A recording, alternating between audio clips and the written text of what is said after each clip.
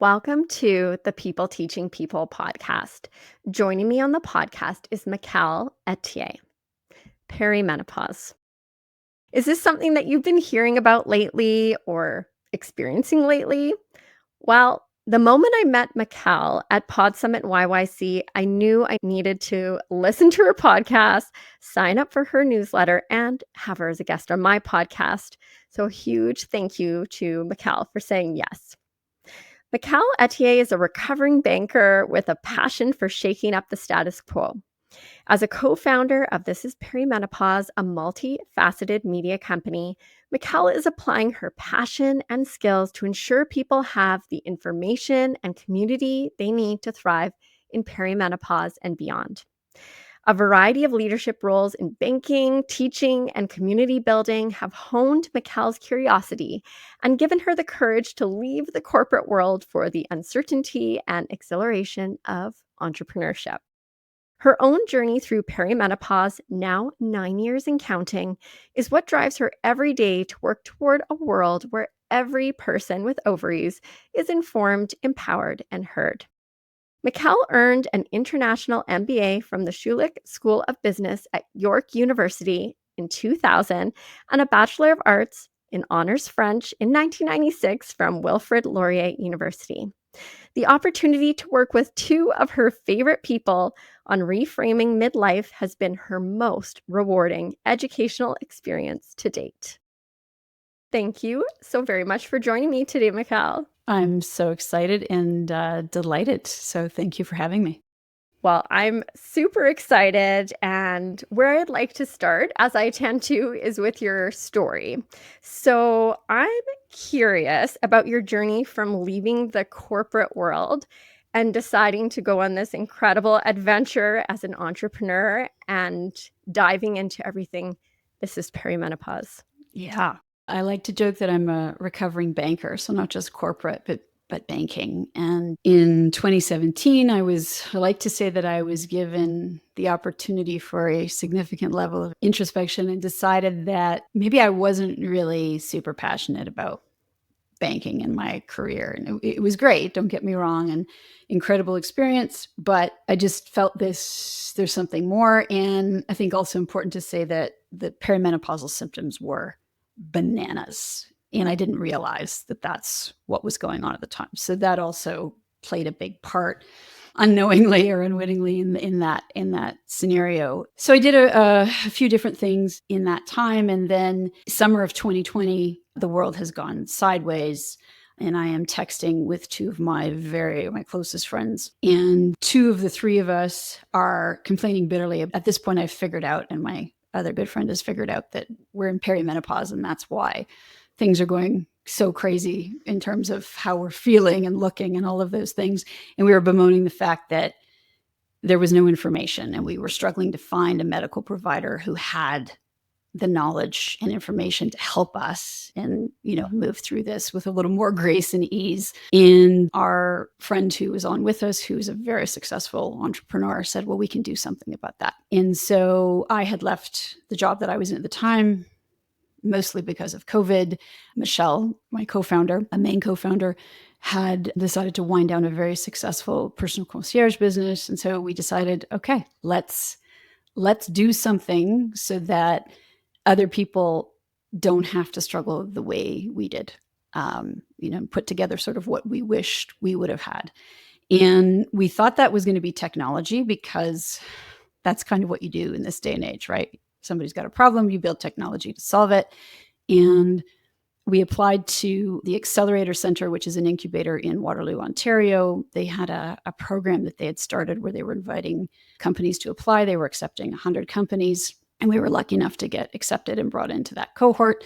And we're now just ending. We've made it through 2 rounds of cuts, and we're just sort of getting close to graduation, I guess, with the 25 companies, the other 24 companies that are remaining. So really, it was just a miserable time, and a stressful time, and a time filled with uncertainty and just not recognizing who I was and why I was feeling the way that I was feeling is really what prompted us to get into This Is Perimenopause. And I think those feelings are what really pushed me in large part to say, is this really who I am? Am I a banker? Is this what I want for the rest of my working life?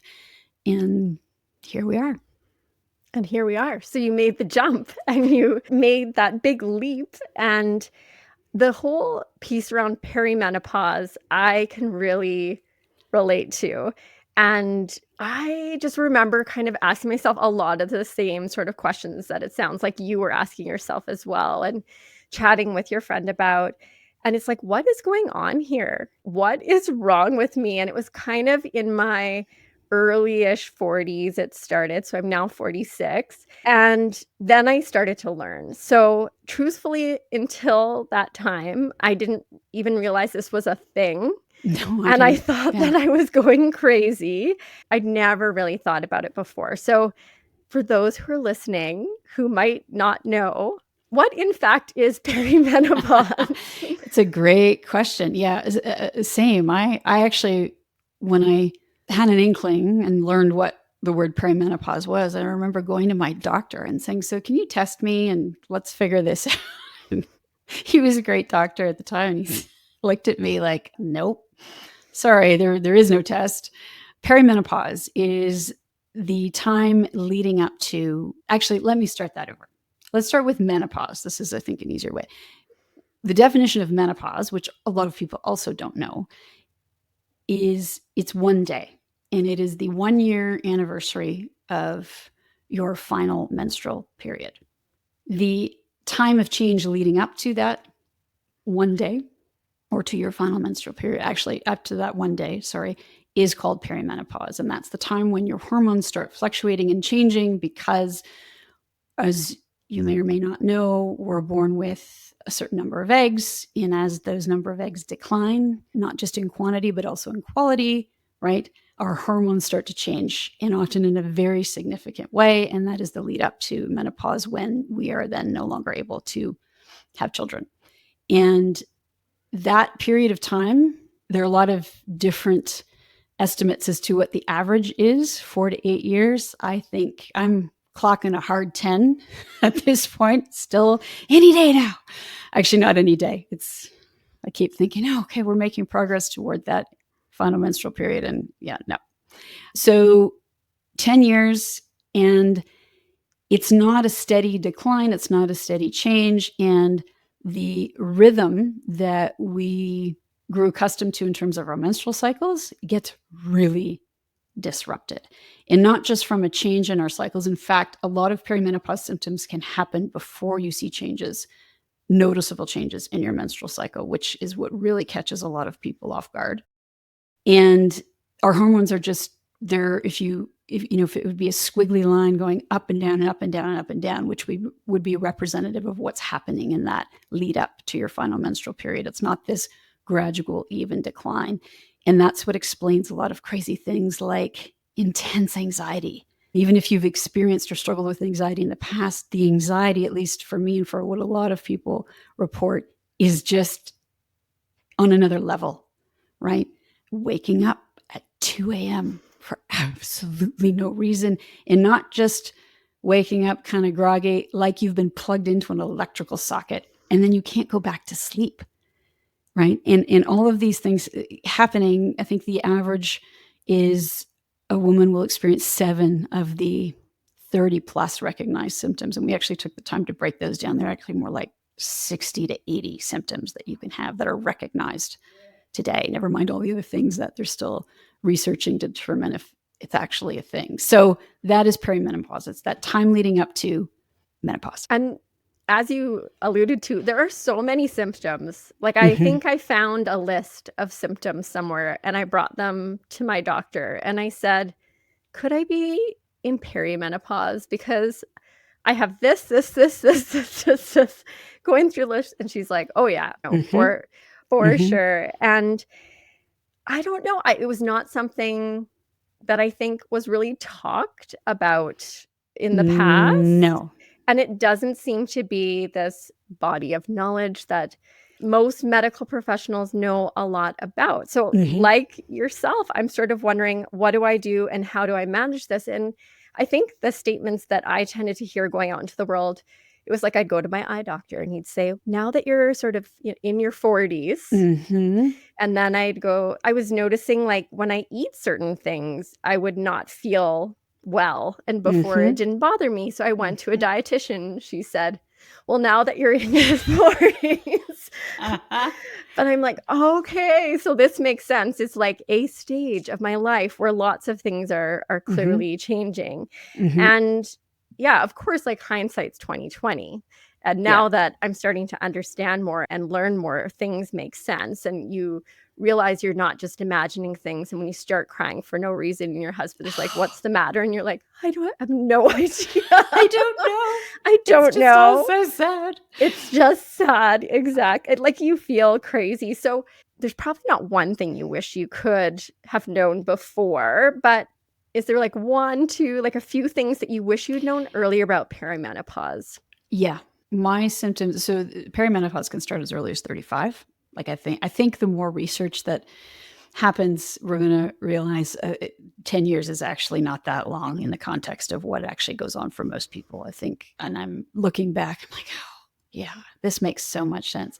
I wish I had known, particularly in my early 40s, that my crazy hormones, that my hormones being so up and down and being on this kind of roller coaster could cause all of the things that it did, because I was having this crazy anxiety. I was waking up and I couldn't sleep. I was exhausted, vaginal and vulvar dryness, heart palpitation, like all these weird things going on. And a lot of them that I just attributed to stress. And I think sadly, I thought I could no longer manage stress, or I couldn't manage the stress of the life that I had created. And I thought it was my fault.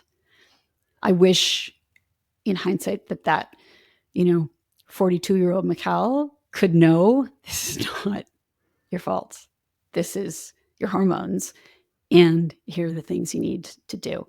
So I wish that, and I wish I had known what even just some of the solutions are, right? Mm-hmm. That are available. And I think the other big thing, one last thing, I wish I had known how much I would need, how much we each need to become informed and advocate for what we need and deserve. Because I thought I would just roll up to my doctor at some point and say, okay, what do I do? Right? Our doctors our medical system is struggling. Doctors are struggling. They're, can't keep up with demand. They are mandated to operate in a way that doesn't allow them the time they need to actually cover these things if they are informed. Menopause in all its forms is not taught in medical school. So most practitioners don't have any level of knowledge. So I wish I had realized I need to bone up on this, and I need to go in and say, hey, here's what's going on. I think it's related to perimenopause. Could I try X?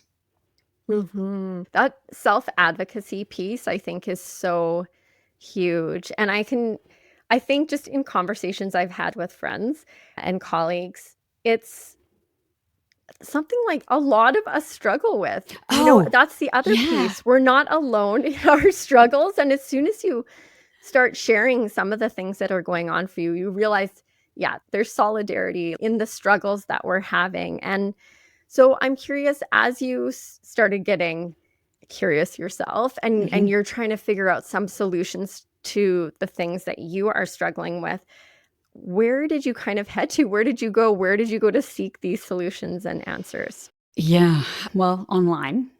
And there are now, and especially since 2020, there's actually a lot that has either come online or books have been published. But I found books, sources online, medical journals, and I just started sort of putting it together myself.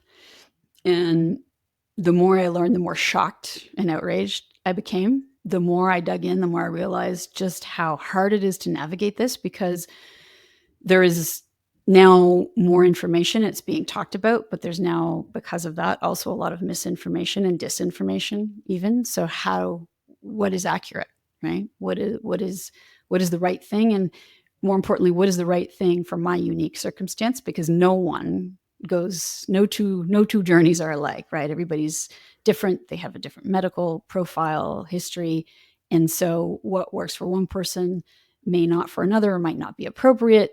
So online, and then I really pursued finding practitioners that knew about perimenopause. And that took a while, but I did finally find them. And that made a world of difference. I remember the first time a medical provider said, "I think you are in perimenopause."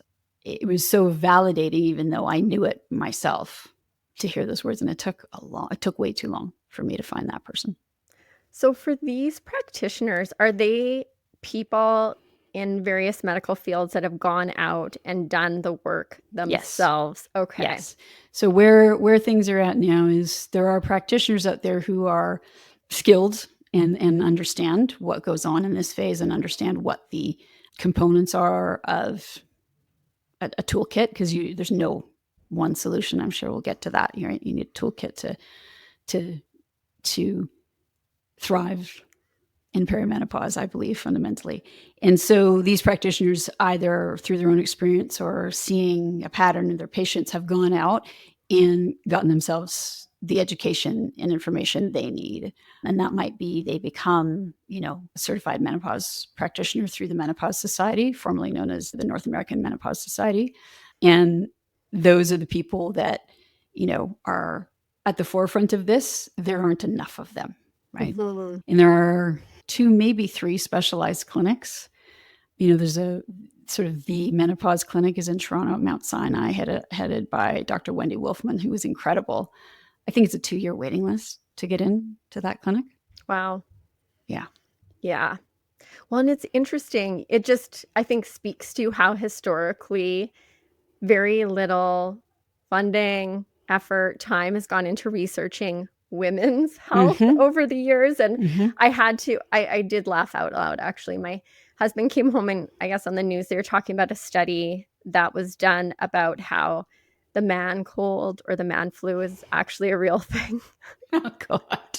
And I turned to him and I said, was that study in fact done by a man? And also, why on earth did somebody spend money on that?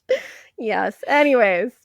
Yeah. Oh, yeah. That's right. I mean, if you look at the studies that are done in the context of male specific, in the context of, biology, male specific issues versus female specific, it's abhorrent. Mm-hmm. It's abhorrent, right? And because of a concern quite some time ago with a drug that was given for morning sickness or nausea during pregnancy, there was a decision about, I think it was more about being cautious about women being included in clinical trials, and that was just taken to the nth degree, and they were essentially excluded. And I think the National Institutes of Health didn't mandate that women be included in clinical trials until 1993. That wasn't that long ago, right? So we don't have a lot of information, and the dosage, for example, or how medications affect women. The gist is we're just treated as smaller men, and we're not, right? Mm-hmm. We have a completely different reproductive system, and that infects us differently. And yeah, so it's sad, and hopefully that is changing, but we're probably a couple of decades away from a world where a woman or someone with ovaries can roll up to their medical provider and expect a standard level of care when it comes to perimenopause, menopause, or postmenopause. Menopause is just one day, but it's often used as a term to cover everything. So what then would the implications be if we're not moving forward? So if the studies and the medical community aren't moving forward in looking more closely at women's health and specifically perimenopause, menopause, like what then? Well, I think they are moving forward. I just think it's going to be slow, right? Yeah. Especially with what seems to be happening in the US in the context of research right now. It's a little troubling. I'm not quite sure I understand, but anyway, let's not go there. But what the implications are, so let's step back for a second. Setting aside the fact that it's just wrong, right? That women are just ignored, and that this has been wholly ignored, misunderstood, made to be a taboo, right? In terms of even talking about menopause and anything related to it. aside from the fact that that is just wrong, there are real implications for society as a whole, right? And so an example would be the Menopause Foundation of Canada has been undertaking some research, and they had Ernst & Young assess what the economic impact is in the Canadian economy for unmanaged menopause symptoms. And the conservative estimate came in at $3.5 billion annually in lost productivity because of unmanaged menopause symptoms. They have built incredible careers. They have a wealth of knowledge and skill that we need, right? And that we want to capitalize on. And they're having to disengage. Maybe it's leave the workforce altogether. Maybe it's not accept the promotion. Maybe it's go to part-time hours. Maybe it's stepping out and changing careers completely because they've been dealing with symptoms that are absolutely crazy, alone and in silence and in shame. And so we are not benefiting from that segment of the population and all that they have to offer, right? And it's tragic. And I know that sounds extreme, but I do fundamentally believe that it is tragic. It really is. And one of the things that I noticed through my own perimenopause journey, so I ended up getting diagnosed with migraines. And migraines are incredibly debilitating, and they cause you to have to opt out of things and miss out on things and not do things and not be at your best. So the implications are huge. And if you're thinking, what's wrong with me? Like, surely I can just, get through this and manage, take some Advil. Painkillers. Yeah. So it's a scary road to go down for all of us. Yeah. I mean, it's also peak symptoms, perimenopause and those crazy symptoms collide with peak life stress, career demands, raising children if you are on that path, perhaps supporting ailing, aging parents. So it all collides, and it's easy to dismiss it as stress, right? Of course, I have these migraines. Look at my life right now. Or no wonder I'm so anxious. Look at what's going on. Yeah, I'm not sleeping because I'm so stressed out. But it's all of that life stress, plus your hormones are just wreaking havoc. It is intense and it's a lot. And women, especially in that demographic, they're the cornerstone of most households, right? And it's not fair to them, and it's not fair to everybody else that that's going on.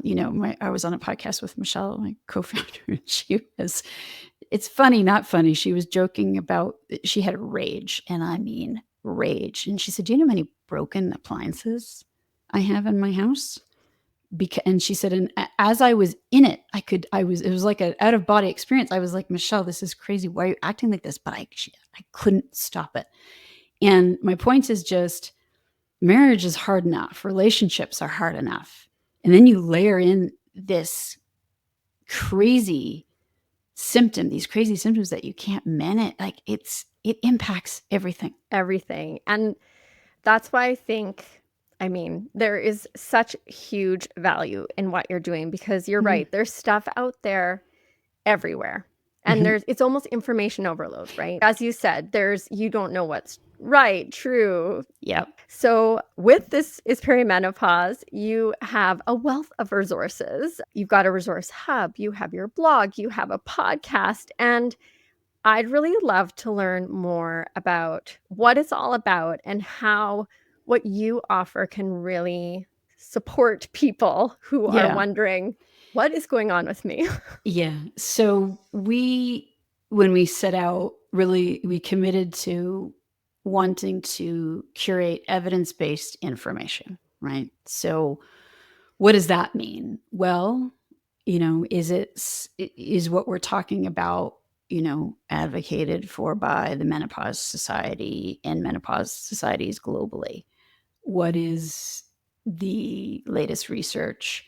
And when something may or may not help, perhaps it's not advocated for, but there are a variety of practitioners who are well respected and knowledgeable that will say, yes, but this is either an off-label indication or a yellow light indication for a medication, for example.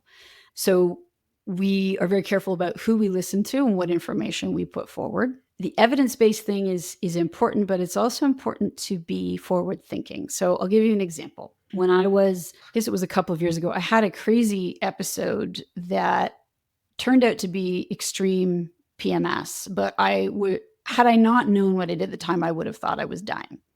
It was hideous, and it turned out it was PMS on all the steroids. And I ended up being referred to a gynecologist, and this gynecologist is exceptional, but again, is saving babies and cutting body parts out and helping women with cancer, right? I wasn't dying. I get why I wasn't. Anyway, I'm having this discussion with this OBGYN, and I said, I'm having these episodes of depression that I believe are cyclical, but they're scary to me because when I'm in them, I can now recognize, oh, this is what's going on, but it's scary. And I have read that estrogen, and he cut me off and he said, oh no, it's not indicated. And the studies don't support it. But that is actually what Dr. Jen Gunter would call a yellow light indication. So, for example, in Canada, hormone therapy is approved for vasomotor symptoms, genitourinary syndrome of menopause, and I'm blanking. But the point is, it's not indicated for depression. However, it is considered a yellow light indication, and there are practitioners who are knowledgeable and understand. So I say evidence-based, but there's also the opportunity for us, given that we do this day in, day out, and we're talking with medical providers, and we've got some collaborations with well-respected providers where we can, say, hey, this is something you may also want to try, right? And will potentially be more effective than perhaps medications you might have used in the past if you were depressed or had anxiety, as an example. Hormone therapy might be the right thing for you. So evidence-based, forward-thinking, and delivering it hopefully in a way that isn't overwhelming, right? Because that's the other thing. Going on to PubMed and finding research, anybody can do that, but that's a lot. And then how do you distill it? How do you make sense? How do you take that to your doctor and have the conversation, right? We right now, if you sign up for our newsletter, you get a 10-step guide to better perimenopause care. And there's nothing earth-shattering in these 10 steps, but I guarantee very few people will have deployed many of them, right? And what we're trying to encourage and trying to impart is the importance of when you roll up to your doctor, you've got to understand how they practice and how they're mandated to practice and what they have time for. So if you roll in and say, I am having really bad headaches, what should I do? That's a very different conversation than if you roll up and say, I'm having migraines on a scale of 1 to whatever. This is how severe they are. They're impacting my ability to work, parent. There are however many, 10 days a month where I am not functioning. I am tracking them. I believe they are cyclical. I think this is because of perimenopause. Could I try X? Right? And that gets back to that advocacy. And I think that does a few things. Is it respects the amount of time that is realistic that your doctor has. It also will often give that medical provider more comfort if they aren't used to prescribing in the context of perimenopause and postmenopause. So that's a very long-winded way of saying evidence-based, forward-looking, and providing information in a way that we think makes sense or that we wish we could have had when we were going through this. And the last big thing is community, is even just letting people know you are not alone. And I know I would not have fared as well had I not had Mikelle when I was going through this. And the fact that we both were having different but similar journeys and struggling and didn't know why and figuring it out. And sometimes it's that someone is going through this, but none of their peers are. So they're alone, they're isolated. So if you don't have that friend, come and hang out with us, right? We'll be that community for you. So if somebody hops over to This Is Perimenopause, what might be some specific examples of things that they might find there? Well, you will find our podcast, and it's not just about symptoms and hormone therapy. It used to be hormone replacement therapy. It is now called hormone therapy or menopausal hormone therapy. It's not just about that specific focus. You might see our Sober Curious episode and say, oh, yeah, I've been thinking about, should I stop drinking? And then, but how do I do that? How do I stay social in this group of friends and be the one who's not drinking? How do I, right? So it might be that. You might be wondering about finances and realizing maybe, things aren't what you need them to be, and that maybe you want to be more independent from that perspective, or maybe you want to figure out how to make your money work for you, right? We had an episode with a chartered accountant. So I think the podcast has something for everyone. Maybe you want to see about having a naturopath guide you through this journey.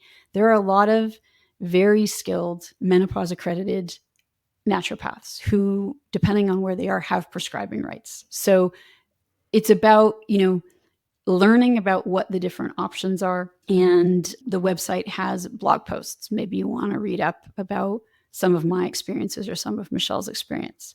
We have posts on what are the best bras for women over 50, because things change, right?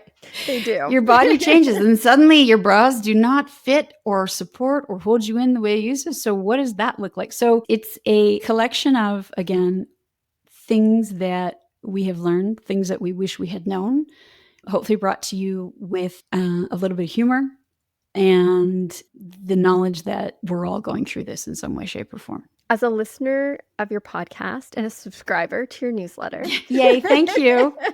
I really do enjoy the content that you put out. And I think, it's that sense of community, that you're not alone in your struggles, and then having that curated resource bank. It's being able to access those things when you need them.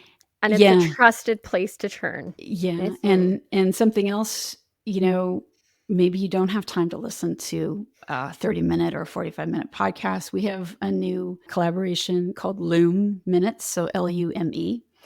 And we were very fortunate to be introduced to the group of medical providers who've created Loom. And it is now a bricks and mortar women's clinic in downtown Toronto with a big focus on menopause and all that is associated with that. And these are the medical providers we wish we could have had.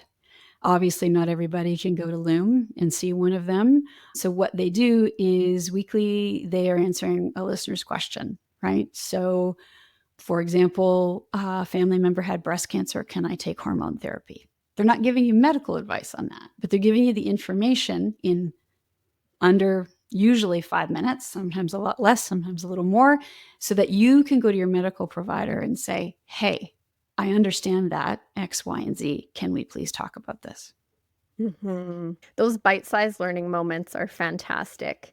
And then just being able to have the language and the information to engage with your doctor in a meaningful way is huge. And I think the confidence, right? Yes. And that's something we talked earlier about. We all don't know anything about this and we're all struggling. And then when you talk to each other, you realize it. But the other thing we don't know how to do is be confident in a doctor's office. I don't know about you, but I often find myself, or used to find myself, trying to please them. Like I wanted to be the model patient. And a lot gets missed when you're, excuse me, behaving like that, right? So yeah, it's having that confidence is a big part of this. A big part of this. It's huge. I mean, I'll be honest, my migraine diagnosis came about with our youngest getting diagnosed with migraine. So I, of course, was going to great lengths to figure out what was going on with our Carter. Yeah. And then as I'm sitting there, we're at the specialist and all that, and I'm thinking, no, oh, it's migraines. Oh my gosh, I think yeah. So well, it's funny you say that. Our 10-step guide, one of the steps is don't tack your perimenopause question onto the end of your kid's ear infection appointment, right? Exactly. But yeah, it's those like aha moments. Yeah, like I'll put in all the time and energy to figure out what's going on with my kids, but myself. So I'm trying to get better on that, right? We talk We Yes. have some podcasts about that. We talk about that a lot, right? Yeah, yeah. What does prioritizing your health look like, and what does it Mm. mean? And how do you actually do that when you don't have time to go to the bathroom? There is that, right? Yeah. Yeah. Yeah, Yeah. and then you're right, going to the doctor and being honest Mhm. and having, as you said, the confidence to not be the perfect model patient, but to be Mhm. the honest patient who is fully describing, discussing, sharing what's really going on for them. Yeah. Yeah. Yeah. Mhm. Yeah. Now, I asked you what some of your most frequently asked questions are. And the one that you shared with me, I love so much, was Mhm. can you help my wife or partner or spouse? Like, what is going on? Can you please Yeah. help them? So, if people listening out there, maybe they're wanting to better understand or support their loved one as they're going through Yeah. perimenopause or menopause. So, what would you suggest? Yeah. I think it depends on how receptive the partner or the spouse is, and also how they like to take in information. But we've had Shirley Weir on, who is the founder of Menopause Chicks. She's out of BC and she's done a lot of incredible work. She's been at this for over a dozen years now, right? So she's one of the, what Michelle likes to call, menopause royalty here in Canada. And when she gets asked this question, or she says, when people ask her, do you have material for my husband or for men? And she says, absolutely. The same things you're listening to and watching, right? And yeah, I think that, we have a podcast, for example, with a naturopath who we love, Dr. Kirsten Smith, and she's been helping perimenopausal women long before it was cool in an evidence-based way. And we have an episode with her that is very enlightening. And I think, if your spouse is willing to listen to it, listen to that podcast, right? Pick one of the blogs on our site where we're talking. If you're struggling with hot flashes, we lay out the facts about hot flashes, right? Yeah, I think, and what's amazing to me is when we are, or has been amazing to both Michelle and I, when we're at a trade show or we're doing a pitch and we have a booth, it's all the men who are coming over and asking questions, Interesting. right? And I think they are curious. I think they do want to understand, and I think that they're seeing changes in their spouse that they don't understand, and they're wanting to help and support. And yeah, I would send them over to our site or flip them a podcast, right? Or the one with Trish Barbato from the Menopause Foundation of Canada. It is a staggering example, not just of the toll it takes on women, but the toll it takes on the economy and society as a whole. That's excellent. I have some specific things in mind now to share with my husband. Please do. Yeah, Please do. he's Or a pretty understanding tell guy. him to call me. I will, I will. Jason, Yeah. call Mikelle. Yeah. You also let me know that people are often looking for a quick fix. Give me the solution. What's the product? What's the step that I can take? So when people come with that request, how do you address that? Yeah. We gently say, yeah, there is no magic bullet. There is no quick fix. Darn. Yeah. There are a variety of things that can help. There are some absolutes that everybody should be doing. So, universally, you will not find a provider in this space who would not say that exercise is the best medicine. Please don't shoot the messenger, but it is true. It has so many benefits and it can help alleviate symptoms. And in the context of your longevity, very, very key. Diet, becomes paramount. And I hate the word diet. Dieting is not a good thing. How you fuel your body becomes paramount. And that's because it has needs, and there are things you need to do from a preventative perspective, right? So as you approach menopause, and when you hit menopause, your risk of cardiovascular disease skyrockets, right? Your risk for osteoporosis, big, big, big, big risk for dementia, right? All of these health risks. And that is not to say that menopause is a disease or a bad thing. It is part of our physiology that is being investigated by some very impressive minds. It's a natural phase of life, but it comes with changes in our body that we have to be mindful about and we can't take for granted anymore. So exercise, how you fuel your body from a disease prevention perspective. And also because I don't know if you've experienced this, but suddenly overnight you have a belly that didn't exist. It feels like yesterday, but it's, maybe it's a month or whatever the case may be. And that is also part of this change. And so how you are fueling your body is important. We've interviewed a few people in this space. Gina Livy, who created what's called the Livy Method, was the most recent. And Michelle has had a life-changing experience on on Gina Livy's program. So it's worth investigating and looking into what it is you need to do if you need to address the belly, maybe that's just acceptance. But if you do need to maybe manage your weight, how do you do that in a healthy way that you can do for the rest of your life, not just a diet? Medications. What medications might be beneficial and may help you? Hormone therapy is not a panacea. It isn't going to magically fix you. That said, I couldn't imagine my life without it right now, but it is only one tool in my toolbox, right? Mm-hmm. Alcohol. We all need to address and look at what our relationship is with alcohol and understand what the impacts are on our body, from sleep to cancer risk to all of those other things. Again, don't shoot the messenger, but that becomes very important. And that's a big part of this as well. Is I'm sure you've got listeners right now who are like, oh my God, this is overwhelming. And that's also why we try to deliver things in bite-sized pieces. And we do talk about change over time.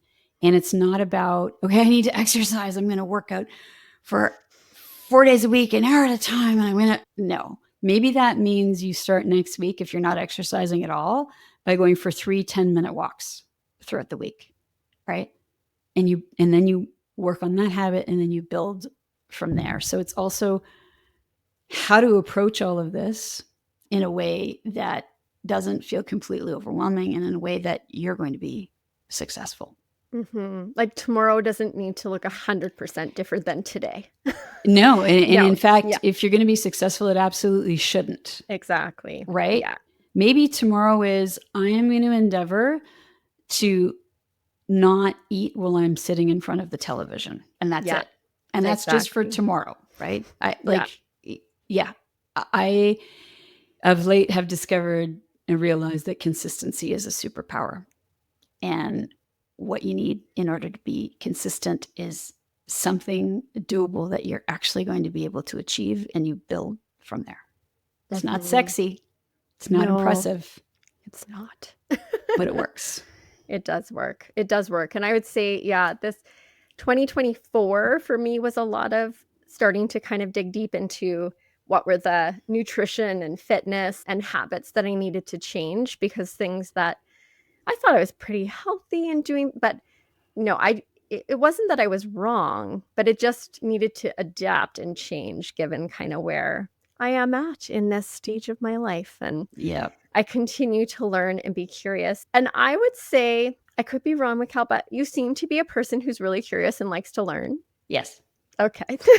So I'm wondering if you've had a really impactful teacher along your journey who's meant a lot to you. Yeah, you'd sent this to me beforehand, and I've given it a lot of thought. And I've been blessed. There have been a lot of them, and I don't know that I can single out just one. But what I realized is the two things all of the teachers that made a big impact on me and my life all had two things in common. And they, one, encouraged critical thinking, and then wanted to know what I thought, even if it didn't agree with what they thought. And two, and this is perhaps the most important, they made the space for me to be able to do that and to be authentic. And not all teachers do that. And when you get that opportunity, I think that's when the magic happens. Mm-hmm. And those people stick with you. Yeah, absolutely. Yeah, their impact for sure. Absolutely. And when you look back at your journey, and you've had some adventures along the way, Yes. along with a massive shift in your career trajectory. Yeah. What would be something that you'd say you're the most proud of?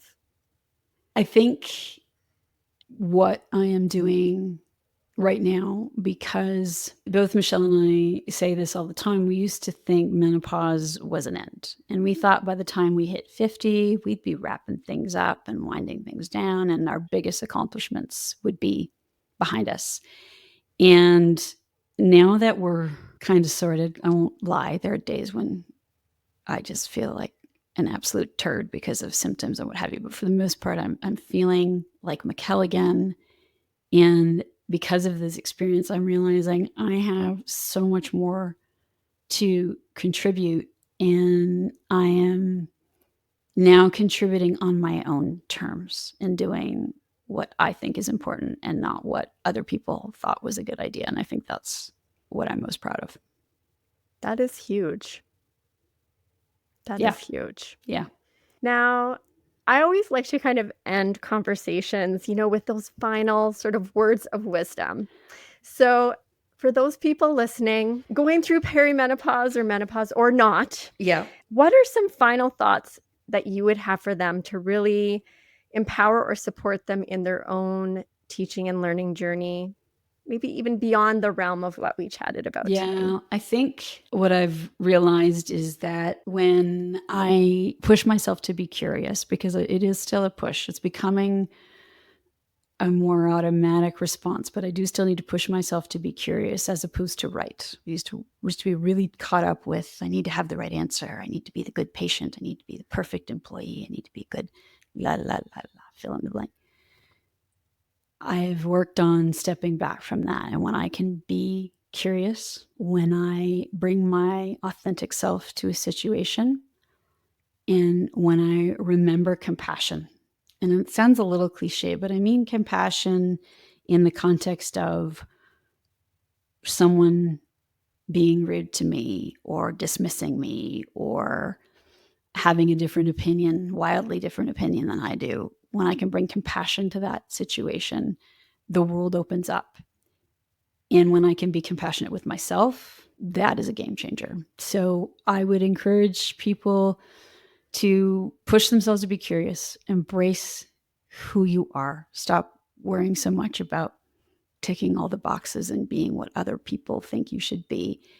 Approach difficult situations with compassion for those other people, and most importantly for yourself. And man, when I can tick off those things, everything just opens up and everything becomes easier. Yeah, that is so true. Hard to do, but Again, so true. Yeah. this is not okay, I'm going to do that tomorrow, right?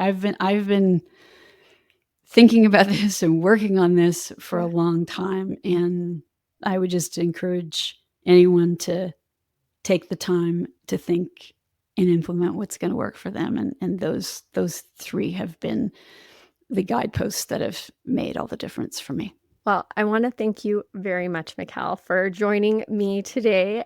I'm wondering, for our listeners, if they're interested in learning more, connecting, where are the best places for them to do that? Yeah. So probably our website, which is thisisperimenopause.com, all one word.